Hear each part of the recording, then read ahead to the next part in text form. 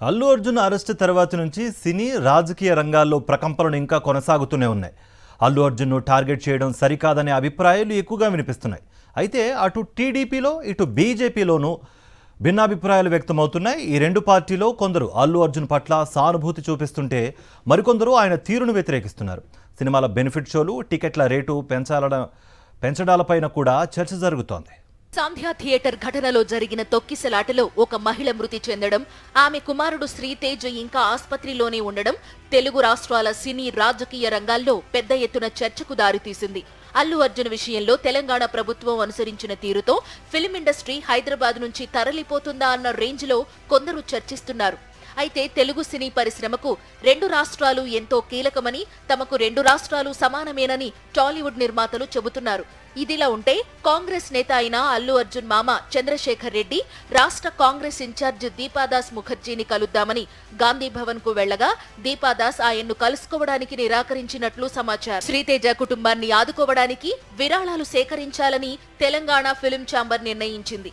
ఇదే సమయంలో మైత్రి మూవీస్ సంస్థ తరపున నిర్మాత నవీన్ బాధిత కుటుంబానికి 50 లక్షల చెక్ను మంత్రి కోమటిరెడ్డి వెంకటరెడ్డి సమక్షంలో అందించారు. అల్లు అర్జున్ ఇంటి మీద ఆదివారం జరిగిన దాడిని మంత్రి తీవ్రంగా ఖండించారు. ఎవరూ కూడా శాంతి భద్రతలకు విఘాతం కలిగించేలా వ్యవహరించకూడదని మంత్రి అన్నారు. అర్జున్ ఇంటి మీద దాడి చేసిన నిందితులను అరెస్టు చేసి జడ్జి ముందు ప్రవేశపెట్టగా వారికి బెయిల్ గ్రాంట్ చేశారు. అల్లు అర్జున్ ఇంటి మీద దాడి వెనుక కాంగ్రెస్ పార్టీ కుట్ర ఉందనే అనుమానాలు వ్యక్తమవుతున్నాయని బీజేపీ ఎంపీ డీకే అరుణ అన్నారు. ఎందుకంటే దాడి చేసిన వారు ముఖ్యమంత్రి రేవంత్ రెడ్డి నియోజకవర్గానికి చెందిన కాంగ్రెస్ వారే అన్నారామె. రేవంత్, కేటీఆర్ మధ్య ఉన్న వివాదాల మధ్య అల్లు అర్జున్ ను టార్గెట్ చేయడం మంచిది కాదని డీకే అరుణ అన్నారు. మీరు ఏమైనా ఉంటే రేవంత్ రెడ్డి, కేటీఆర్ బరాబర్ చూసుకోవాలి. ఇద్దరు రాజకీయంగా ఒకరికొరు ఆపోజిషన్ పార్టీస్ కాబట్టి తప్పకుండా మీరు బలాబలాలు తేల్చుకోవచ్చు, తప్పులేదు. కానీ దాంట్లో ఒక సినిమా ఫీల్డ్ వాళ్ళని టార్గెట్ చేయడం అనేది కరెక్ట్ కాదు. ఇదిలా ఉంటే ఏపీలో కూటమి నేతల మధ్య సినిమాల బెనిఫిట్ షోల విషయంలో డైలాగ్ వార్ నడుస్తోంది. బెనిఫిట్ షోలను ఏపీ టీడీపీ అధ్యక్షుడు సమర్థించగా ఆ పార్టీ ఎమ్మెల్యే బండారు సత్యనారాయణతో పాటు BJP MLA Vishnukumar Raju benefit షోలను వ్యతిరేకించారు.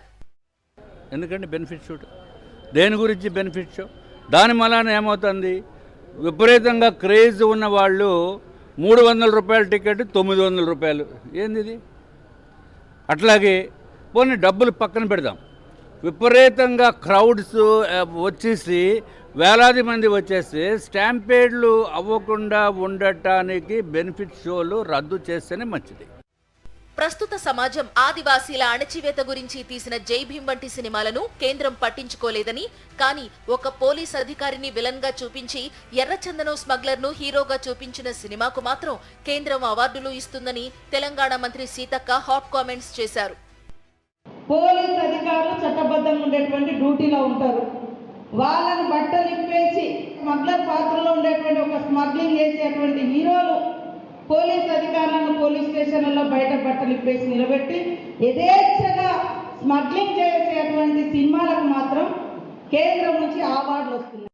మొత్తం మీద పుష్ప 2 సినిమా విడుదల సందర్భంగా సంధ్య థియేటర్లో తొక్కిసలాట ఘటన, అల్లు అర్జున్ అరెస్ట్ అనంతరం ప్రకంపనలు ఇప్పట్లో ఆగేలా కనిపించడం లేదు.